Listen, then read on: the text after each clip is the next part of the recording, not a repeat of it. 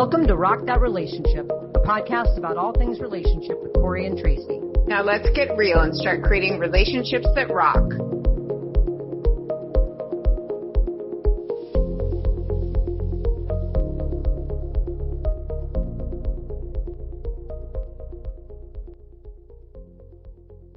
Welcome to Rock That Relationship. We're excited to be back, just Tracy and I right now, on an episode where the two of us are going to talk about signs and symbols, because we both have kind of a predisposition for seeing signs, getting kind of visual representations of kind of, psychic messages. We have premonitions and dreams, and we want to spend some time talking a little bit about that. So, Tracy, what's your take on this topic? Like, are you a big kind of believer in like signs from the universe? Have you always sort of seen signs?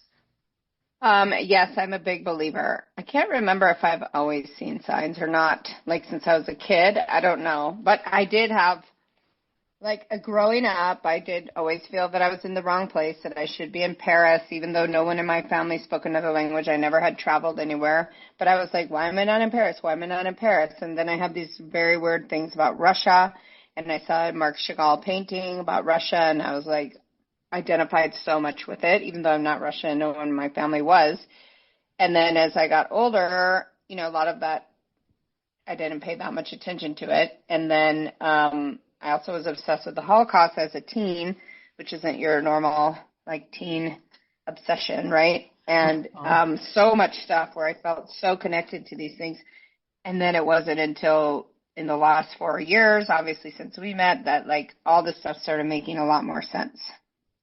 So were these more like feelings that you had, or like you talked about this painting? Did you have other right. artifacts of physical signs that you saw that were like, that feels familiar, or I'm sensing something? Not familiar, but that. It's not really a sense of familiarity. It was more like a knowing. That's kind of what I have. It's like a knowing. I just kind of know things. It's not a sense of familiarity, right? So I just know. I'm married now. People thought it was a very quick dating to marriage. It was less than 2 months. And I just knew. I knew from day one. I just knew it. It's not like I saw a sign. It's not like I saw a symbol. I mean, the psychic did tell me that, I was going to meet my soulmate. And if I said, I'm open to the universe, I said out loud, I'm ready to meet my soulmate. I'm very ready that it happened. But when I met her, I just knew. Mm-hmm. Not immediately, because I thought, but the minute I knew, it was 3 days in, and I just knew it. So it's more like a knowing. And then I see the signs and symbols. The things I see are the numbers, they call them angel numbers, 1111, 111, 222, whatever. I do still see those a lot. And I don't know if I saw them before, but since I really feel like for the first time in my life in the last 4 years, I'm on the right path for what I want. And I see those a lot. And I see them when I'm when I've thought something, and then it's suddenly there it is to validate my feelings.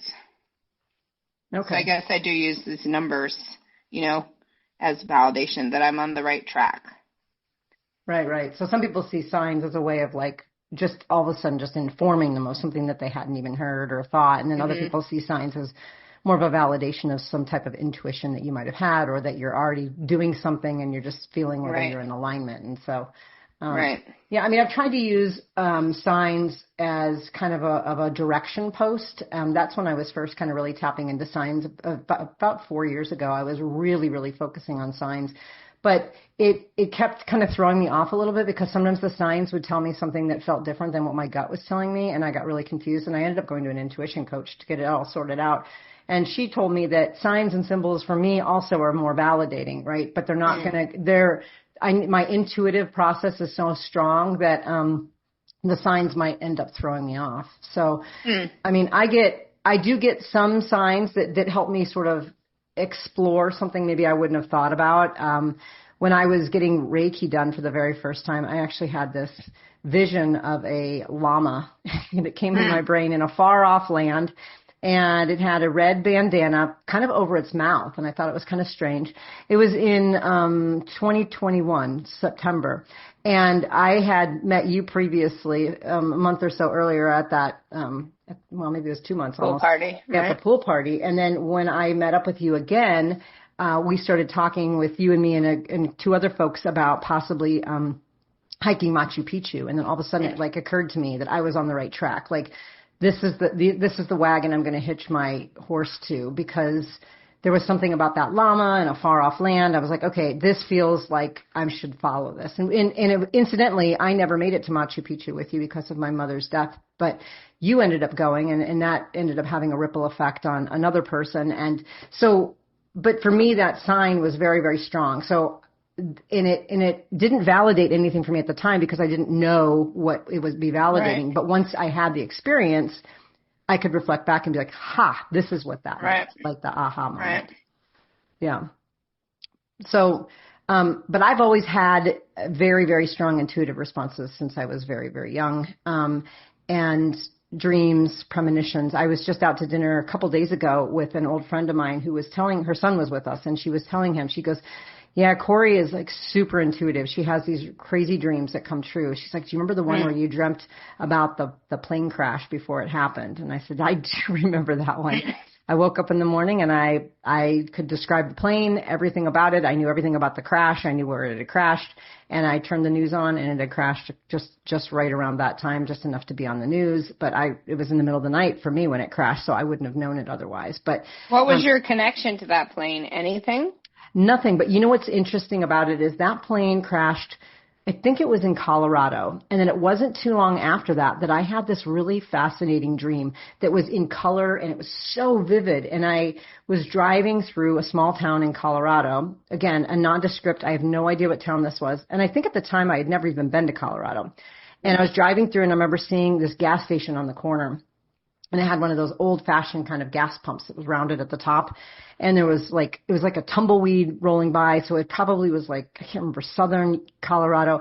I could describe everything. I went down the street. I knew all the stores. And I thought, I have been there before. I don't know where this is. So I went to my library at my university, and I talked to a librarian, and I described what happened. And I said, do you have any picture books of small towns of Colorado? And she said, yes. So she pulled a bunch of them out, and we looked through until I could find it. And I found the town, and it was exactly what I described. How old were you? College, 19, 20. Mm-hmm. Yeah. But it was the same thing. It was another Colorado thing. So I don't know. I don't really have an affinity or anything for Colorado in a different way, but there's something I've been there before. I knew enough about it, where to go. I was walking down the street in my dream. I could turn certain directions. So, wow. You know, but I have a lot of dreams. Like I predict things with my dreams quite a bit. That's how most of the signs come to me. Yes. Do you have any that stand out to you as like strong dreams? Signs? Yeah, dreams or... No, dreams I don't really have. I just suddenly know, not suddenly, I don't mean that in a sudden way, but I get like a knowing in my mind, like almost like a piece of information is inserted into my mind, you know? I have known about 3 people who were going to die before they did. One is almost there. And then it's very weird because like I see something and it's like, well, that's not going to happen. I mean, I told you about your mom. I didn't tell you at the time, but you said, oh, it's great. She's just gallbladder and she's going to be fine. And in my mind, it said, no, she's not. She's going to die. But I didn't blurt that out. So, and it's other things that I just know. Like I seem to know quite a bit about you. Like I just know it. It's more like I know your thoughts. Not like detailed thoughts, but like your general. I'm always right about that, you know? Yeah, you always know kind of what path I'm should be on, the things I shouldn't be. And sometimes you give me a heads up, and then sometimes you just sort of wait until after, like the mom thing. It would have been really right. Well, I would never say that. Right? Can you imagine? Then you're just living on. That'd be awful. But like, I guess other things and about people, and I've always been this person who people will just sit down and tell me like seriously everything. Like if they murdered someone or they, I've actually had people tell me that, but like they'll tell me everything. I'm just approachable in that way. Well, maybe because you're intuitive and you already know these things deep down. So they know to be drawn to you, right? Like I don't know. It's like not even people I know, though. I know. Like people will tell me stuff that it's a lot of stuff. I don't know why. I think it's, I don't know. I don't know why that is. I don't know. I I mean, need to explore that more. more the spiritual connection, the drawing in, the helping, the healing, all of that stuff. Right. But I want to share too another story kind of related to signs and symbols that's a little bit different than the knowing, because I get the knowing a lot. Like I get that just like you do. It's not a whisper. It's not a visual representation. Sometimes they're dreams, like I say, but my biggest one is just a knowing. Like I can just feel it. But I will tell you, like I've had some real strong visual signs lately. So I might have mentioned this, but I had gotten out of a relationship almost 6 months ago now. But when I first got out of it, remember I saw that license plate that at Tumamoc, or where I hike, and it was a license plate in a car that said Abuela P, which means Grandma P. And Grandma P or Grandma Penny was what my daughter used to call my mom. And I was like, oh my gosh, my mom. I feel like my mom is here. And then all of a sudden I started seeing pennies everywhere. My mom's name was Penny. And we kind of had this like funny thing, like, come back to me in pennies kind of thing, because she was an artist and would mark things with pennies. But I have found pennies everywhere. But it was interesting because then it's kind of slowed down a little bit, because I'm feeling like a whole lot back to myself and stuff. But get this, on 2 days ago, it was August 11th, and it was my dad's birthday. Now my dad died 10 years ago, so I think he would have been 83, but he died 10 years ago, and I was out walking in the morning, and I was just, I'm not really like overly sad about it, but I'm just kind of like, it's kind of a melancholy thing. And I'm out walking, and this dog runs up right behind me, and I'm kind of a little freaked out about dogs. I haven't had a dog in a long time, and when I'm out walking, people let their dogs run up, and I'm like, oh gosh, and they bark, and this was the friendliest dog I had ever met. Came right up next to me and just wanted to walk with me. So I walked for a little bit, and I thought the dog's going to run back home, and then the dog never ran back home. And his tongue was hanging out. He was so hot. It's really hot out.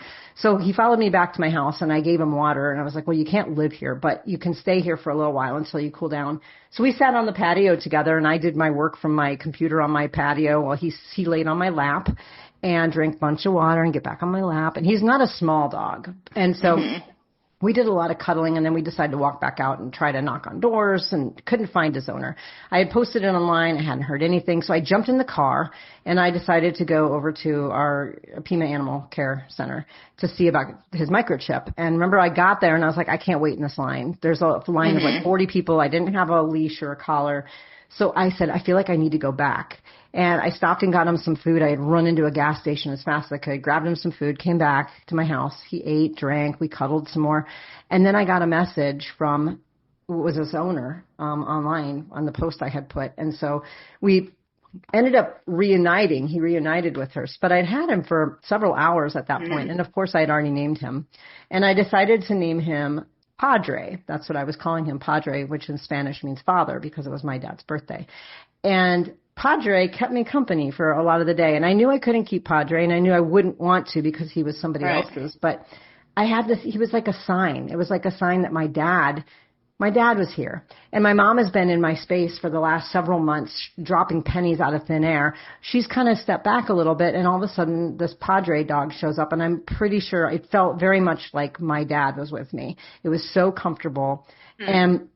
And then yesterday I ended up getting in the car, and his song came on, that my dad's song came on, the one that always reminds me of him. And then something else happened with my dad. So I've had like 3 dad signs this week during his birthday week, which I think is interesting, because now that my mom sort of stepped out of the way a little bit, my dad's here to say, hey, I'm here too. So it was really cool. Maybe you're a mom, but your dad said, step aside, Penny. I've got this. Well, yeah. Take a rest, right? when they were married, they would. Certainly. I mean, what if they're talking? Right. You know what I mean? Right. And they're tag teaming. Yeah. Right. Like, oh, you go on vacation now, and I'm going to take care of this. I know, right? Well, and I'm feeling like just so much more back to myself. It was kind of a chaotic summer, and after I got back from my Iceland trip, I was feeling considerably better. And then the pennies, I stopped finding as many pennies, and her presence just didn't feel as strong. And then my dad sort of stepped in, which I don't know, was kind of cool. I know. Yeah. And the dogs, you named the dog Padre, not Father or whatever. Yeah. And the dog's name was Julio. Julio, a 5-letter Spanish name. Yeah, exactly the same. And 5 is my angel number, so a 5. Oh. Yeah. So 5 There letters. you go. So anyways, kind of cool stuff that was happening, so I have these dreams, I have these gut feelings, but I'm also like open to these signs that just come to allow me to sort of explore other things. Yeah, I think you get more signs than I do. Yeah. You've had a lot of interesting signs. You talk about them in your book that's coming out next year. Next February 10th, 2026. Yep. I mean, yes. So you do talk about them. Oh, yeah. I was barraged with signs around, like, who I should date and, like, weird things, like street names named after one person and all sorts of stuff that lots and lots of signs, which, that's the thing I've had to learn is paying attention to these signs as, like, a definitive paths. Like, I have to do that versus, okay, what is this telling me? This is telling me to keep something in my periphery, understand it, and maybe it'll make more sense later. And so that's one of the things I've learned is discernment, is instead of making a quick reaction based on a sign I get, to actually let it sit until it makes the most clear meaning for me aligned with my gut. That makes sense. Yeah. But you remember one of the first signs I got for you besides the llama? Yeah, it involves, because I read about it the other day, naked and afraid. Uh-huh. Naked. Is that it? Well, it was when I was at the tarot lady and she pulled the lawyer card. Remember? That one, yes. Tell us that story, and then I'll tell my perception when you approach me about it. How long have we known each other for? Gosh, probably only a few weeks after that reuniting at the walk. So we really hadn't been communicating for a long time. And but we kind of jumped right in. As soon as we went on the walk with those folks, we were messaging quite a bit, like memes and silly stuff and all that. But it was a couple weeks later, I had gone to this tarot lady and at this little metaphysical fair, and she pulled a card kind of after my reading, and it said, there is an influential person in your life. And the card was literally a lawyer. And she goes, do you know any lawyers? And I'm like, I don't know if I know. Oh, I think I know that new person that I just met. She's a lawyer. And then I remember I went out to the parking lot and I called you and I'm like, oh, she pulled the lawyer card. And you're like, do you think it's you? And I'm like, yes. Who else would it be? Yes, I do think it's me. I'm like, I don't know any other lawyers. Yeah. Yeah, exactly. Yeah, it was totally you. So, I mean, I've had a couple signs for you. That one, the llama one, those were really strong signs. I don't know. Have you had any kind of signs for me, or has it just mostly been the premonitions that you had around me? No, I've only had that one premonition around you. That's the only one. And then just knowing, like, I guess premonition, like, I'm aware when you're doing something. Like, you've met some people, you've gone on a hike or whatever, and I already know what's going to happen before you call me. Like, so when you call me, I'm already aware of how things were, how they're going to go. I already feel that. Like, You've done that with almost everybody in my immediate circle where you've told me. I've been right about everybody, haven't I? You have been right about everybody. And now I'm going to I just kind of know. It's like I just know. What'd you say? I'm going to listen a little more. Oh, thank God. You I know. Said the opposite. I didn't hear you. I'm like, better not be. You're not going to listen. No, am. I'm right. And you're going to say that next season. Yes. Well, what is it that you feel when you know that you're right? How does that feel like when it's different than when something's wrong or off or not in alignment? I mean, it's just like a surety. Like, I'm very clear about it. It's clear in my mind, my body. Like, there's no, I don't know. It's like a known fact to me. Like when I told that friend that she had killed me, murdered me in the Holocaust, and that I forgave her and she could stop trying to make penance for it in this life. And that was not pre-planned. I never even thought that. And then during a hike, that is the knowing that I got. It's not like suddenly I saw a vision, she was shooting me and all this, but like you had told me that had happened to us. I believe, based on all my like feelings as a kid, that was accurate. And then when I was hiking with that person, it just suddenly came to me to be known that she was the one who had done it, and that's why she came into our lives, so I could forgive her. And that she had spent her life in penance. And when I told her, again, like she didn't laugh, like a lot of people have gotten hysterical laughing when I've told them the story. She almost vomited. Her body became like covered in goosebumps, and she had to stop. So there was, it wasn't like, oh, I better run faster and get away from this psycho. Like, she knew it. Mm-hmm. She knew it in her body that day. So do you think that your intersection with her in this lifetime was to reconcile that, or do you think it was just happenstance you came across her and then realized that? No, it was to reconcile that. And, I don't know if we've ever talked about this before, but when you met her in a way that you didn't normally meet people, like on some online group or something. She happened to live in town. You met her first. The whole thing became very weird when the three of us met. I wanted to keep you away from her. You thought she was going to kill me. It got so bizarre. And then I didn't think she was going to kill you. I thought you two were doing dangerous activities, that one of you was going to get killed. Well, that I was to die, but you were worried that I was going to die during all this. Yeah, and but I didn't have that. I was just like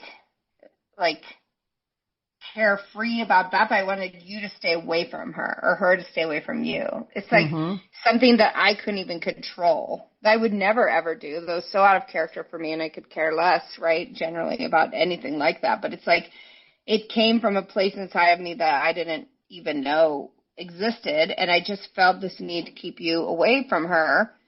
Then it caused problems between us, and we talked about it, and then on that hike, it just came to me that it's like I just said it. Mm-hmm. It's like it was true, and I said it, just as if I said, we're on a hike right now. Like, you know what I mean? Like, it just became to be knowledge to me. It's hard to explain that. It's just like a knowing. So you knew it. What made you feel compelled to tell her? Was that part of the process of reconciliation, was telling her? No, it just came out of my mouth. Yeah? I didn't pre-plan it. I didn't sit there and think, should I say this or not say this? Is she going to think I'm crazy? It just literally, I don't even know if I turn around. It's like when I turned around that one time, I said, this is not the person for you. Mm-hmm. And I just said, you killed me. I forgive you. You can stop trying to make penance in this lifetime. Yeah. And that was it. Wow. And that was it. And this is a person who had 18 foster kids, Like, clearly she was trying to make up for something. Yeah. Wow. Mm-hmm. But it wasn't like I never had the vision or anything like that. And when I saw that Marc Chagall painting, it wasn't like a vision. It was like a knowing. Yeah. And I had this incident in college where I took art history. I was so annoyed that I had to take it. I'm like, what a waste. I was doing all these foreign language classes and culture and all that, and for whatever reason, I had a bias against art. And so I was like so irritated that I'd take this class, and I took it over the summer. And so I remember that there was a Picasso painting, and we had to write an essay about it or whatever. It was the weirdest thing. It was Les Femmes d'Avignon, so the women of Avignon, and their faces are all distorted and weird in Picasso style, and I think they're prostitutes or something. And so when I wrote that essay about it, I actually cried during the exam. Like, I was crying. Wow. And I was so moved by whatever the significance of this painting was. So then later, you and I, at that tarot card reader lady's house, she told us that we were married in a past life, and she couldn't stop seeing it. She told us twice. She stopped the tarot reading to tell us that we were married in a past life and that we were a female couple at the turn of the century in Europe. And so that's when I got the idea that we were Gertrude Stein and Alice B. Toklas. And I told you that. And there's a lot of reasons why I think that, and I can go into that. But what I found out that Gertrude Stein was very good friends with Picasso. And so that painting, they may have collaborated on. There may have been something special between them. They both lived in Paris. Gertrude Stein lived in Paris, and so did Picasso. And she may have had, that painting may have had some significance to her. And that happened to me when I was in my 20s in college, where I just was crying. And it's like, didn't occur to me at the time that I had some kind of connection, but then as an adult, and this is coming up, and it's like, okay, why was I obsessed with the fact that where I should be in Paris when I was living in a cornfield in Illinois, you know? Mm-hmm. You had your own connection to Paris. And so if you go back and you look at the pictures of them, I mean, we're more attractive in this lifetime, but we have all the traits that they have. Like, literally, we have very similar physical characteristics. Mm-hmm. You know? And personalities, right? Yeah. Yeah. The personalities and the dynamic. Mm-hmm. You're still bossing me around. You're still, like, trying to, like, direct me to do stuff. And you're still kind of like you're the boss, right? Even though I'm overall the spirit guide. But, like, you're bossing me around this lifetime about what to do. And when I say bossing, I don't mean in a bad way, because Alice Toklas, if Gertrude Stein hadn't written the autobiography of Alice B. Toklas, she wouldn't have been really on the map, because her writing was so avant-garde that a lot of people didn't get it. And a lot of the stuff that I've done is it's not really mainstream, right? So I'm very much an outlier. And so that again is like we have such a similar dynamic. When I read about their dynamic, I was like, whoa.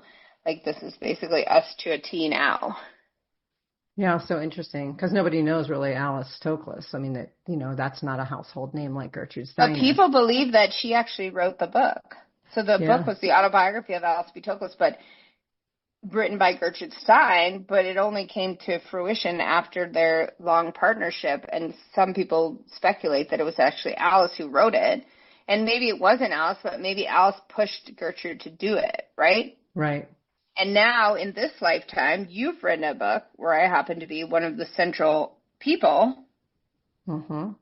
So you could be putting me on the map. You're responsible for this podcast, right? Yeah. So again, I've been told, like, so my writing, I just haven't pursued it. And it's been a real block. And there's been a lot of, like, talk in my life. Why haven't you done this writing? Why don't you pursue it? This and that. And then when I talked to our astrologer, she said, oh, there's past life stuff there where you were, like, excoriated basically for your writing. And so it all fits, right? Mm-hmm. It does. Well, every time we learn about a past life, we're like, oh my gosh, that explains this element, right, of our dynamic, or this one. We keep learning more and more of these things, right? And I think that also, as we talk about it with signs and symbols, it also gives more meaning to particular signs and symbols and things. They might not have had meaning independent of things, but now that there's other intuitive things we might know, when we stumble upon something, we're like, that tracks, right?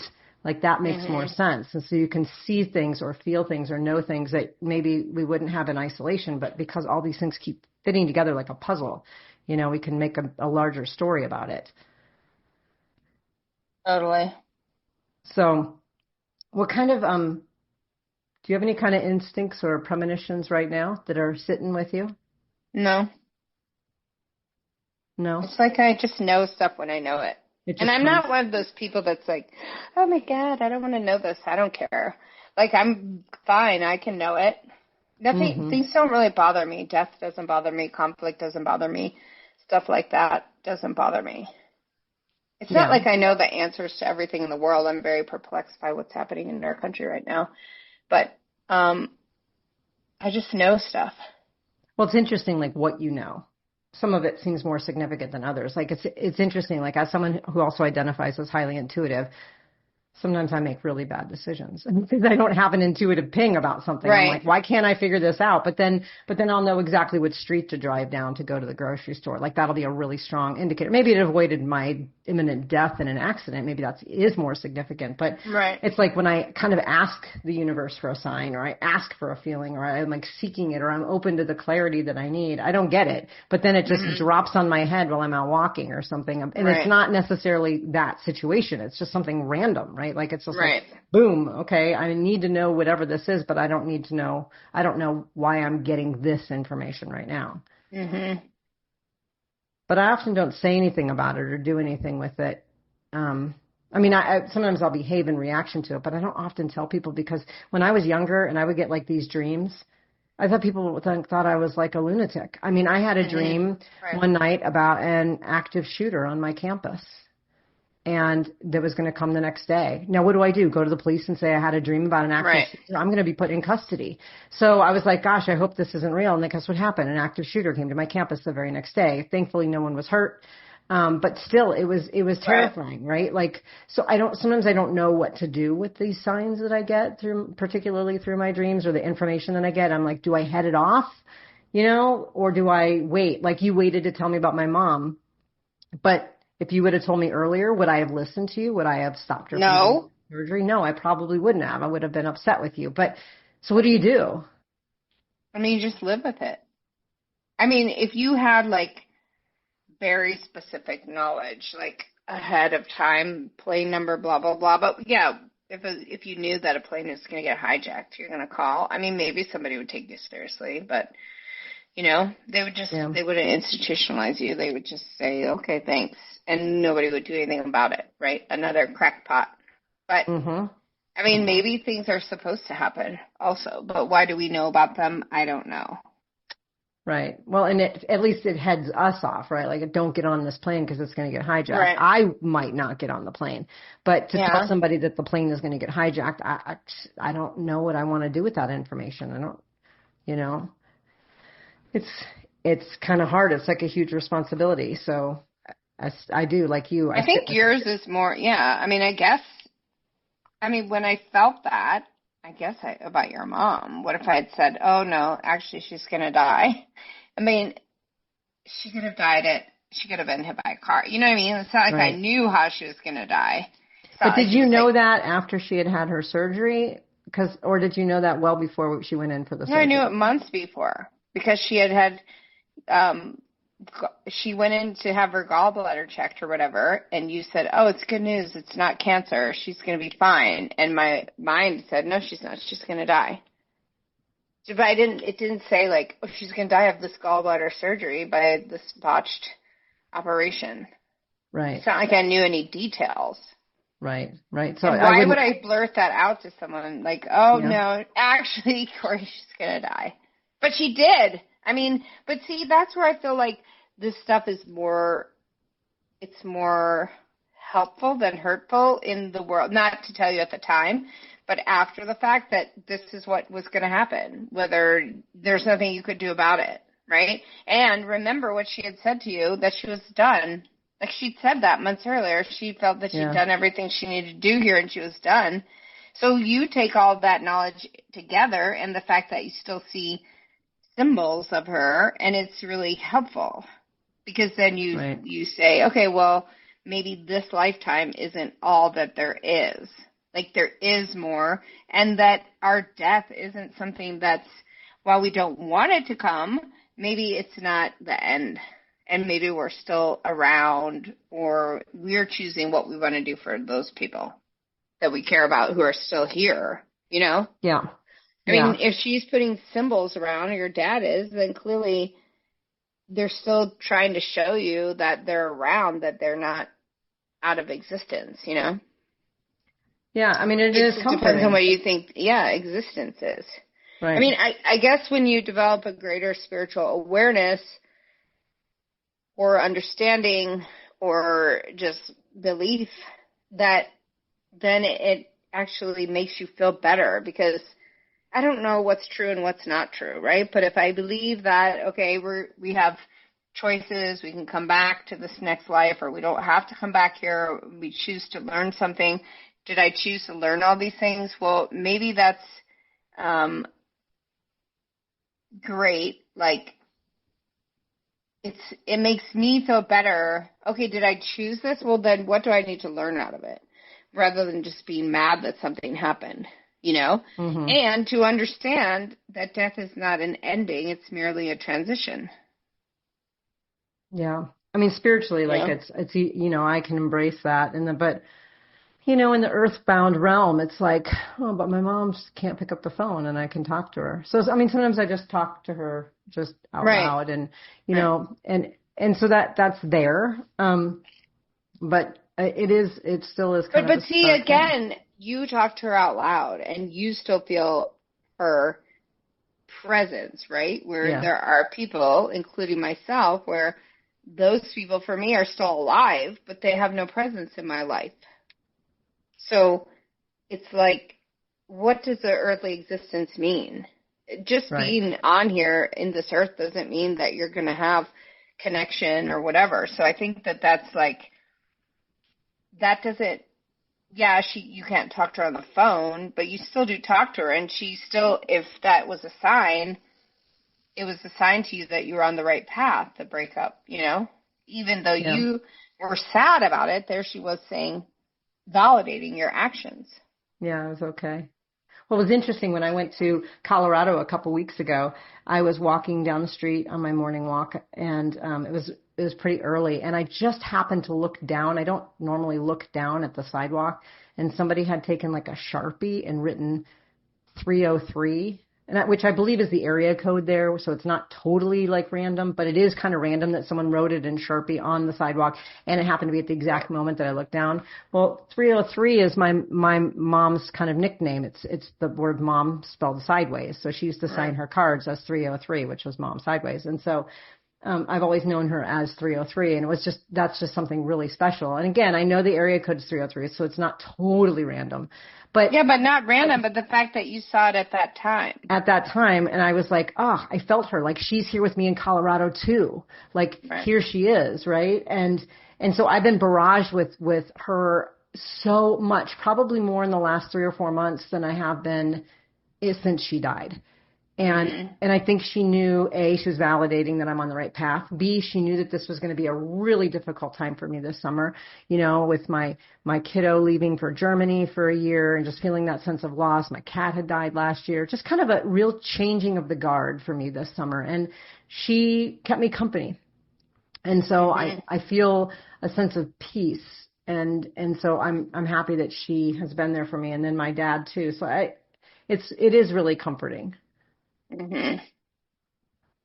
So we'll see. We'll see if she sends me more. Okay, so here's my thing: is that communication isn't right. So would we say, oh, I can't talk to her on the phone, or I can't this, or communication is this one thing, right?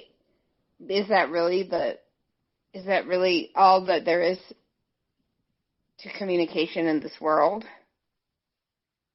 So it's like, these deaths have broadened your idea of support and communication and contact. Right. I mean, you're right, because you think about it. Okay, so did I receive more support from my mom and my dad over these last few months in a spiritual realm than I did from friends I haven't talked to in over a year? Right. Like what you were talking about. What is the definition of presence, right? Like, does that spiritual presence fulfill something, right? And like the signs that they're here continues to remind me that they're present because I can't see them with my 5 senses. Right. Exactly. Yeah. Well, do you ever get any kind of things like that for people who have Nope, never. No. Only my cat once, Hobbs, this cat I loved. I was in my bathroom shortly after he died, and I'd buried him in the backyard, and I was like, just show me you're here. And then the sink fell off a flat. It was one of those pedestal sinks, but it had a really wide sink thing. It wasn't like nothing should have fallen off of there. And then you know how cats push things off. It fell off. And that was it. That was the only time ever. And then after Mama died, nothing. And I tried to communicate with Mama, but she's such a special being. She probably she gave me enough while she was here on this earth, Mm-hmm. Like I never needed anything more from her. Yeah. So I'm not really that attached to the, I don't want to say more, you get more upset than I do about that kind of stuff. I think I've seen so much death and have been around so much death. To me, it doesn't have the same significance that it might to other people.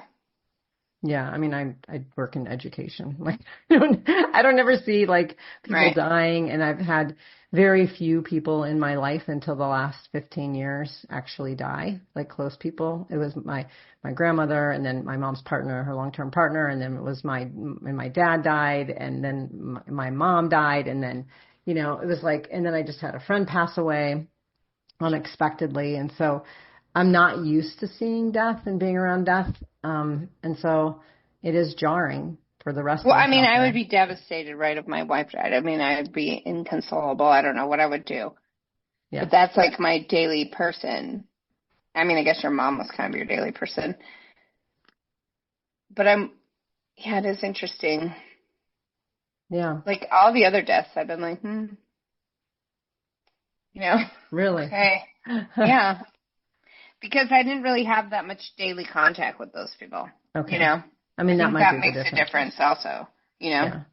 Yeah. Like my mom I talked to every day on the phone, and then I just didn't. And so. Well, and plus again, we've talked about this before. You were put into a position of making a lot of decisions, medical decisions, that every time you made a decision, there was going to be, a sequelae or outcome or whatever you'd say. Every time you made a decision, there was going to be a consequence, right? Yeah. And so it was not only grief, it was trauma, because you were like you were thinking that the decisions you would make would impact whether she lived or died. Yes. And part of that was trying to like let that go for the first 9 months or so, right? And she would, and her presence I think her presence wasn't as strong during that time. Part of it was to kind of give me some spiritual and emotional space to just sit with it and not feel a sense of like guilt. I did the best I could, and I've come to that point. And I think her presence coming back to me now is kind of a sign to me that like she's here as kind of a co-collaborator without having to like console me for my decisions on her imminent death. It's more just like, hey, I'm still your mom, and just showing up in a very different way. Because I think at first I was like, please just tell me that I did the right thing. Please forgive me. And that it was kind of almost like a desperation call for her to show up. And I wasn't ready to receive her in the same ways that I was now, where I was just going through some stuff and I was like, I just want my mom. I don't want, it's nothing to do with her death or my decisions, but she showed up really different this time. And I thought that was cool.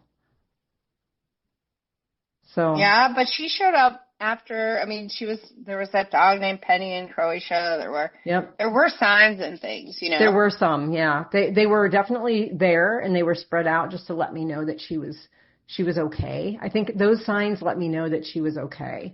Whereas the signs that I felt like I got recently were more about, I'm here to support you, which felt really different. One was more reassuring about, like, again, my decisions that I made and that she's okay and that she forgives me for any mess ups I made. And then this one was more just like, hey, I'm here and I love you. And I thought, so it's kind of. But you had to give that forgiveness to yourself because you didn't do anything wrong. No, I didn't. And I did give that forgiveness to myself, and so I learned to let that go. I did the best I could in the moment I could. And I mean, at the time, for months after, it was like doubting, like, should I have done this? Should I have done that? But, after a while I let it go because I was like, this is not going to serve me. Right. It's just going to cause you so much mental anguish. Yeah, right? Exactly. Which the death already did. So why add on top of it? It's not like you chose for that to happen. Right, I know. And I didn't make any decisions out of malice or in negligence. I did everything that I could, You were put in an impossible position. You're not a doctor. And you're not, even doctors, for the most part, like, there's not a lot they can do sometimes, I know. And the human body's so complex and all that's so complex. And then to expect people to be perfect, Mm-hmm. Yeah, exactly. So I think it's been interesting, though, again, being open to her presence and how she shows up and continuing to be open about my dad's presence and just feeling kind of a sense of peace with them. It felt really peaceful this last time with both of them. It didn't feel as jarring or like they're just letting me know they're okay, but it was more just like, hey, I'm here. And so maybe they'll continue, to be around more because I'm more at peace. Yeah. Well, I think that's the thing. I don't feel that desperation that you had before. No. But do you remember after the first breakup, right when we met, you were just going through that breakup and you saw that Let It Go doll everywhere? Oh my gosh, that Frozen doll. And then remember somebody sent me a screenshot that she had put Let It Go, like a meme on her Facebook was like, yeah. And then I had seen that, and it was like a life-size frozen Doll in someone's garage. It was so creepy. And I remember I was like, oh gosh. But you kept seeing it. Let it go, let it go, let it go, And then I finally did. So it took a long time, but I got there. I let it go. And I'm at that stage right now too, which feels really, really good. Remarkably good, right? Right. And you know that you still have your parents' support. Exactly. And that you're my spirit guide. That's right. I'm right here. I know. I know we did a recording where we had our astrologer talk about how spirit guides can't come in the human form. But then I was reading more about it, and it was like, that's actually pretty controversial. There are some people who believe that they can come in human form and some that don't. And so I guess it's whatever we feel like our connection is between us, and we can continue to explore that. And I am your spirit guide, and I think that's been really obvious. Yes. And I'm leading you down the right path right now, so you should listen to me. You are. You seem to have stopped your blocks against my advice, so that'll all be revealed later. I am. It's proven that I am right. Yes, you have been right on so many occasions. So, and I'm not going down this road because of you, but I am. Right. It certainly does help because I feel very in alignment right now, which has been something I've been struggling with lately. And even the universe knew that I was not in alignment. It kept breaking my car down and making, travel plans all over the place, and all sorts of things just kept popping up. And I feel a little bit more in alignment. And so those kinds of things aren't happening, but they're in alignment also with what you are believing and feeling too. So it feels validating. Good. See? Validating. Yeah. Validating. All right. Well, any wise words for our listeners about signs and symbols? Give them the weight that you think they deserve. If it validates what you're already feeling, then great. If it leads you down a really not great path, then don't. Maybe it's trying to tell you something else. But, I believe in them. I do. Yeah. They've been very helpful to me and comforting, in times of stress, sadness, or drama. Yep. And I think, what you're talking about too is this idea of making sure that aligns with also what you're feeling inside. Like if you see a sign that says something and it doesn't feel right, then don't do it. Because, there's this element of something called confirmation bias, right? Like it was so interesting. I bought a Hyundai Kona, a new Hyundai Kona car. I've never heard of them. I'd never really seen them. And I just walked in and I was like, that's the car I want. I knew it. But then it was funny. Just a few days ago, I went to to reserve a rental car somewhere, and it gave me a choice of getting a Hyundai Kona. And I'm like, I have never seen that as a rental car before. Wow. Now, that may very well be true, or it may be confirmation bias. I might have and just scrolled past it because I wasn't familiar with that kind of car. You kind of know, though. Maybe, but that's the whole point, is like the confirmation bias you have to be careful about, because if the sign doesn't align with the other intuitive responses you're having, then just double check it and see if it's confirmation bias. But if it feels like it's in alignment, it's in alignment. And guess what I did? I reserved the Kona. I was like, I want that car. I like that car. I know, it's your car now. I reserved that for my rental car now, so I got the Kona. Anyways. All right. Well, Tracy, it's been a pleasure always talking about this kind of stuff. I think it's just fascinating. And so for all of our listeners out there, until our next episode, go out there and rock those relationships. If you liked what you heard, check out our show notes for resources from today's episode. Make sure to follow us on Facebook and Instagram under Rock That Relationship, and go to our website at rockthatrelationship.com for updated episodes and more great information. Thanks for listening. Now go rock those relationships.